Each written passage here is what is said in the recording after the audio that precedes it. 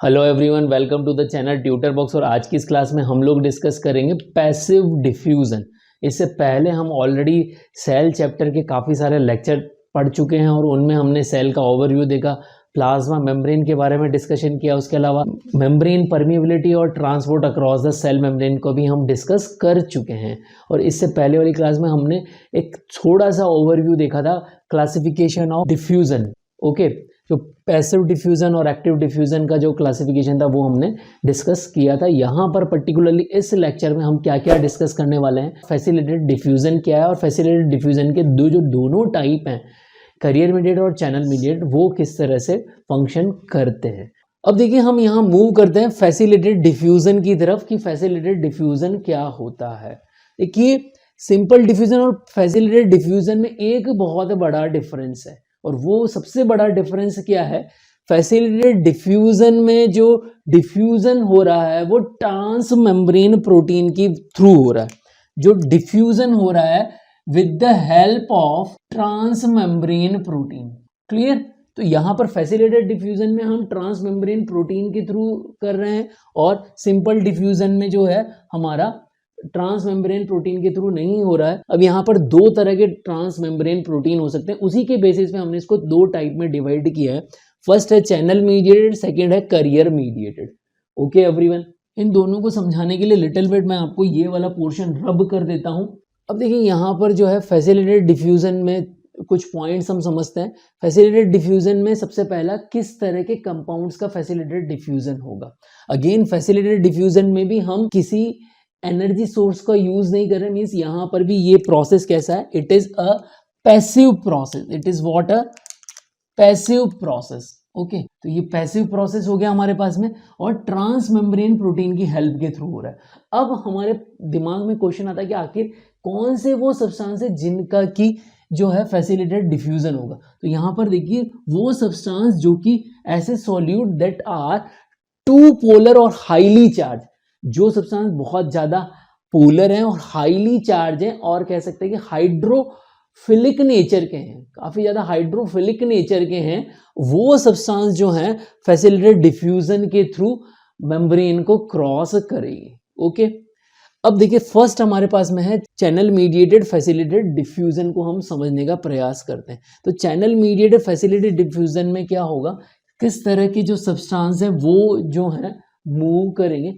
तो देखिए, membrane protein हमारे पास में दो तरह के हैं, एक तो है चैनल और दूसरे हैं कैरियर मीडिएटेड। ओके, तो चैनल मीडिएटेड में क्या होगा, कौन से सब्सटेंस है जिसका कि ट्रांसपोर्ट चैनल मीडिएटेड के थ्रू फैसिलिटेटेड डिफ्यूजन होगा।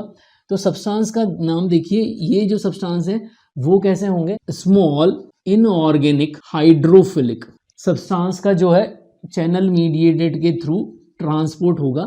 ओके, अब सब्सटेंस कैसे हो गए, इनऑर्गेनिक सब्सटेंस है और हाइड्रोफिलिक सब्सटेंस है। अब देखिए, हम यहाँ ये समझना चाहते हैं कि आखिर ये सब्सटेंस जो है वो प्लाज्मा मेम्ब्रेन के, सिंपल जो प्लाज्मा मेम्ब्रेन उसके थ्रू क्रॉस क्यों नहीं कर पाते। तो इसका कारण समझिए आप यहाँ पर।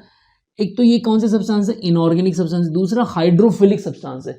अब हाइड्रोफिलिक सब्सटेंस है, यहाँ पर आप देखिए जो हमारा मेम्ब्रेन है, जिसका जो ये मिडिल पोर्शन है, ये कैसा पोर्शन है, हाइड्रोफोबिक पोर्शन है। कैसा पोर्शन है, हाइड्रोफोबिक पोर्शन है। और इस हाइड्रोफोबिक पोर्शन को ये क्रॉस नहीं कर पाते, सिंपल वे में ये क्रॉस नहीं कर पाते। इस हाइड्रोफोबिक एरिया को पास करने के लिए इनको किसी स्पेशल कंपोनेंट या किसी स्पेशल प्रोटीन की हेल्प की जरूरत है, जिसके थ्रू ये पास कर जाए। सिंपल से आप समझ लीजिए, जैसे किसी ब्लाइंड पर्सन को अगर रॉड क्रॉस करना है, ठीक है, एक तो ब्लाइंड पर्सन है और दूसरा कैसा है, non blind person, simple person है, हेल्दी पर्सन है। अगर हेल्दी पर्सन को रोड करना, क्रॉस करना है तो वो किसी की हेल्प नहीं लेगा, वो रोड क्रॉस कर लेगा। बट अगर ब्लाइंड पर्सन है तो वो किसकी हेल्प लेता है, किसी न किसी की हेल्प लेता है, ठीक है ना। तो यहां पर भी हम क्या कर रहे हैं, यहां पर जो हाइड्रोफिलिक सब्सटेंस है वो हाइड्रोफोबिक एरिया को पास नहीं कर पा रहे, और ये हाइड्रोफिलिक सब्सटेंस भी कैसे हैं, बहुत ज्यादा पोलर है, बहुत ज्यादा पोलर है, इस वजह से वो इस एरिया को क्रॉस नहीं कर पा रहे। तो उनको क्रॉस कराने के लिए हमारी जो सेल मेम्ब्रेन है उस पर कुछ चैनल प्रोटीन होते हैं। ओके, अब ये चैनल प्रोटीन कौन से होते हैं, these are known as ion channel protein, these are known as ion channel protein. Particularly जो यहाँ पर मैंने आप लोगों के लिए बनाया, it is a potassium ion channel protein. Clear everyone? तो जो आयन चैनल है उसके थ्रू ही ये पास करेंगे, चाहे वो ECF टू ICF की तरफ मूव करें या फिर ICF टू ECF की तरफ मूव करें, दोनों ही डायरेक्शन में मूव कर सकते हैं as per there concentration gradient. Okay, अब यहाँ पर देखिए जो हमारी प्लाज्मा मेम्ब्रेन है उस पर हमें पास में आयन चैनल मिलते हैं। तो आयन चैनल जो हैं वो किस किस तरह के हमें मिल जाएंगे, तो देखिए यहाँ पर हमें पोटेशियम आयन चैनल मिल जाएगा, क्लोराइड आयन चैनल मिल जाएगा, उसके अलावा सोडियम आयन चैनल मिल जाएगा, उसके अलावा कैल्शियम आयन चैनल हमें मिल जाएंगे। बट जो नंबर होता है हायर किसका होता है, potassium ion channel are in the higher concentration. Potassium ion channels जो हैं वो हमें काफ़ी ज़्यादा मात्रा में मिलेंगे और क्लोराइड आयन चैनल भी काफ़ी ज़्यादा अमाउंट में होते हैं। कंपैरेटिवली सोडियम और कैल्शियम आयन चैनल जो है कंपैरेटिवली कम होते हैं। ये सेंटेंस हमारा जो है पर्टिकुलरली कंपैरिजन के स्टेटमेंट में है, जब हम कंपैरिजन कर रहे हैं। हालांकि होने में तो दोनों सोडियम एंड कैल्शियम भी होते हैं काफ़ी सारे, बट अगर हम पोटेशियम और क्लोराइड से कंपैरिजन करेंगे तो सोडियम और कैल्शियम जो है कम होते हैं। Clear everyone? तो काफ़ी सारे potassium ion channel, chloride ion channel मिलेंगे और कम अमाउंट में sodium and calcium ion channel मिलेंगे। अब देखिए एक क्वेश्चन हमारे दिमाग में और आता है कि चैनल मीडिएटेड और सिंपल डिफ्यूजन में से कौन सा ज्यादा फास्ट होता है, सिंपल डिफ्यूजन और फैसिलिटेटेड डिफ्यूजन में से कौन सा डिफ्यूजन प्रोसेस फास्ट होता है। तो बहुत ही सिंपल आंसर है इसका, simple diffusion is very fast. Simple diffusion is very fast. अब वेरी फास्ट क्यों है, देखिए सिंपल, बहुत ही सिंपल इसका आंसर है। आप सिंपल लॉजिक लगाएंगे तो भी सॉल्व हो जाएगा। देखिए ये प्लाज्मा मेम्ब्रेन है, इस प्लाज्मा मेम्ब्रेन पे आप देखिए कि ट्रांस मेम्ब्रेन प्रोटीन तो कम ही मिलेंगे और जो सिंपल एरिया है, मतलब जो जिस एरिया में कुछ भी नहीं है तो वो एरिया काफ़ी सारा है। इसका मतलब जो जिस एरिया से सिंपल डिफ्यूजन होना है, जिस एरिया से क्या होना है, सिंपल डिफ्यूजन होना है, वो एरिया का सरफेस एरिया क्या हो गया, ज़्यादा हो गया। इसका क्या हो गया, सरफेस एरिया ज़्यादा हो गया। ओके, तो यहाँ पर क्या होता है, सरफेस एरिया जो है आपका हायर रहता है और फैसिलिटेटेड डिफ्यूजन के अंदर सरफेस एरिया जो है वो आपका लो हो जाता है। तो जिसका ज़्यादा सरफेस एरिया होगा उसका डिफ्यूजन भी बहुत ज़्यादा फास्ट होगा और फैसिलिटेटेड डिफ्यूजन में सरफेस एरिया कम होता है तो फैसिलिटेटेड डिफ्यूजन का जो डिफ्यूजन रेट है वो स्लो होती है। बट इसका मतलब ये मत समझिए कि बहुत ज़्यादा स्लो होती है। अगर मैं आपको कहूँ कि पोटेशियम आयन चैनल जो है 1 सेकेंड में 1 million potassium ion channel cross कर जाते हैं फैसिलिटेटेड डिफ्यूजन के थ्रू। ओके, 1 सेकेंड में 1 million potassium ion channel. But हम कंपैरिजन कर रहे हैं, इसका मतलब क्या हो गया, सिंपल डिफ्यूजन में भी 1 मिलियन से भी बहुत ज़्यादा जो है आयन, मतलब कि जो कंपाउंड है वो मूव कर जाएंगे। Clear everyone? तो यहाँ आपको समझ में आ गया होगा कि सिंपल डिफ्यूजन और फैसिलिटेटेड डिफ्यूजन में क्या डिफरेंस है, कौन ज़्यादा फास्ट है, कौन ज़्यादा स्लो है। क्लियर?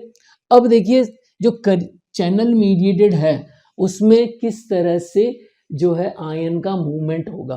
तो यहाँ पर देखिए हमारे पास में पोटेशियम आयन चैनल है। पोटेशियम आयन चैनल हम कहते हैं कि पोटेशियम जो है उसकी कंसंट्रेशन क्या होती है, ICF के अंदर क्या होती है, ज़्यादा होती है, और पोटेशियम की कंसंट्रेशन जो है ECF के अंदर क्या होती है, कम होती है। तो फैसिलिटेटेड डिफ्यूजन में भी क्या होगा, आयन जो है higher concentration to lower concentration move करेगा।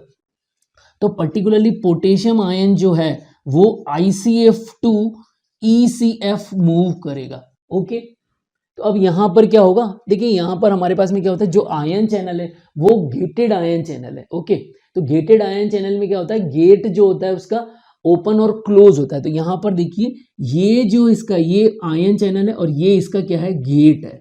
ओके, तो गेट अभी जो है वो क्या है, ये गेट कब ओपन और कब क्लोज होता है, it depend on the trigger.